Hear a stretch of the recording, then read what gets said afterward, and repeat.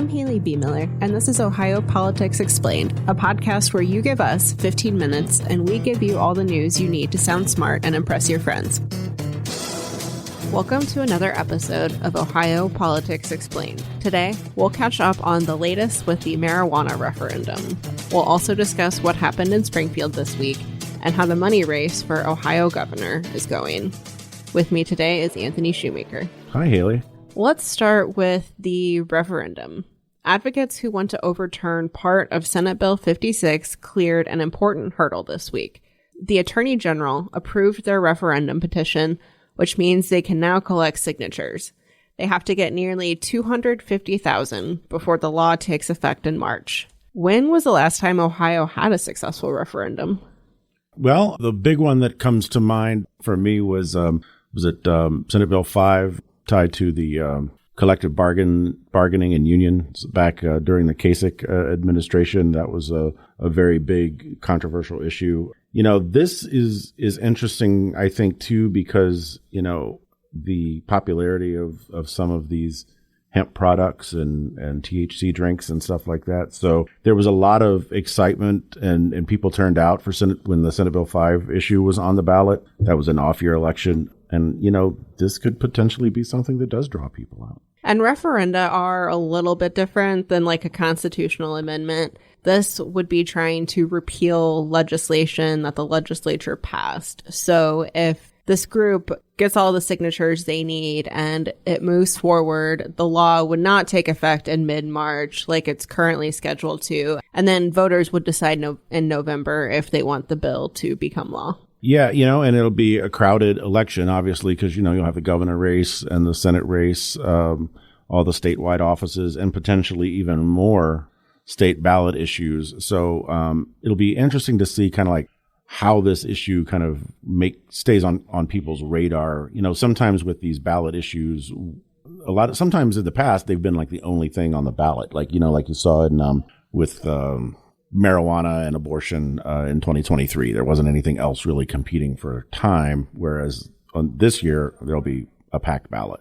Right. And as a reminder, Senate Bill 56 would ban most hemp products and THC drinks. It also makes some changes to the law that you just referenced to, the marijuana law that voters approved in 2023. Consumers could only drive with marijuana in their trunk, for example, and it would be illegal to possess marijuana from other states.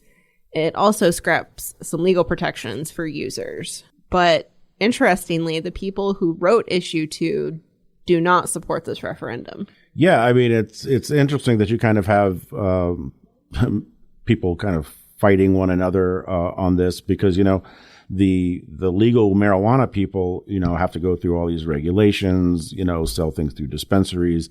The intoxicating hemp folks haven't had to deal with a lot of that stuff. You know, they sell stuff at gas stations and sell stuff in breweries and stuff like that. So there's a little bit of a disagreement.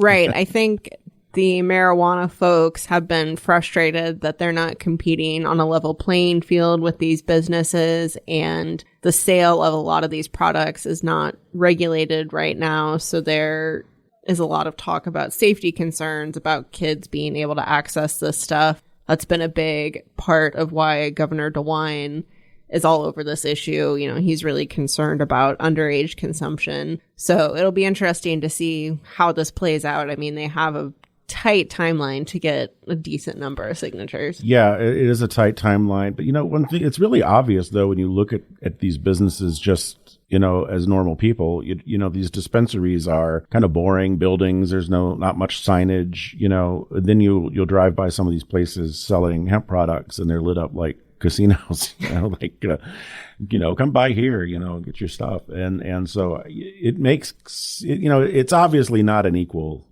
playing field for the legal weed people and then the intoxicating hemp folks. Our next topic is Springfield. As we discussed before, Haitian immigrants were bracing for a potential ICE surge this week. But they got some relief when a federal judge blocked the Trump administration's attempt to end their temporary protected status. That means, for now, Haitians can continue living and working in the United States. What did the federal judge have to say? Well, the judge is basically saying the administration, hasn't argued strong enough to stop TPS. I mean, this went into effect after the earthquake in Haiti. I think it was 2010, and it's been renewed multiple times, and it was even renewed in 2017 by the Trump administration. Yeah, we're hearing a lot from Republicans who don't agree with the judge's decision that TPS is temporary. It's not supposed to be an indefinite thing for people to live in the United States. But as DeWine and a lot of others have pointed out, Haiti is still really unstable. The State Department has warned Americans against traveling there. So a lot of people think there's just cause for Haitians to continue to receive TPS because the prospect of them going back to Haiti is just dangerous. Yeah, I mean, when we talked to the governor a couple of weeks ago about this, he even talked about how the gangs are shooting at the airplanes, trying to land in Port-au-Prince. So it's like, how can you tell people you have to go back home? And the way, Haiti is obviously on an island, so the only way you're probably going to get there is on a plane, and it's not even safe to land there. Right.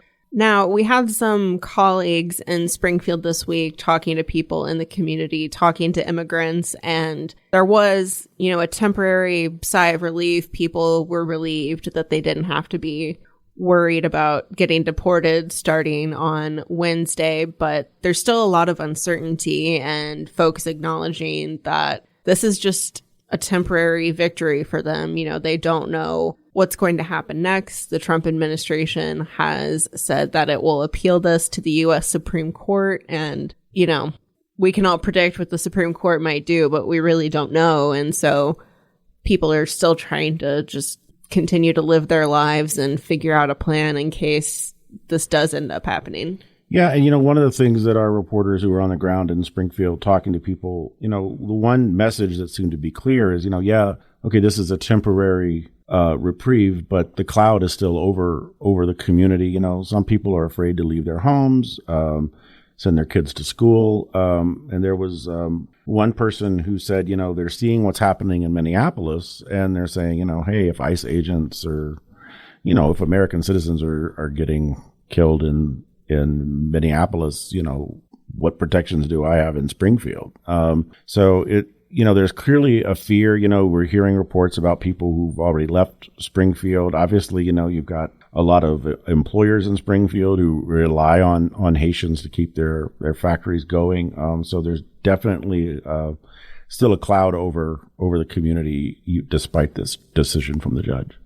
We will end today with the governor's race, which is shaping up to be the most expensive in Ohio history. Republican entrepreneur Vivek Ramaswamy raised nearly $20 million last year without spending any of his own money.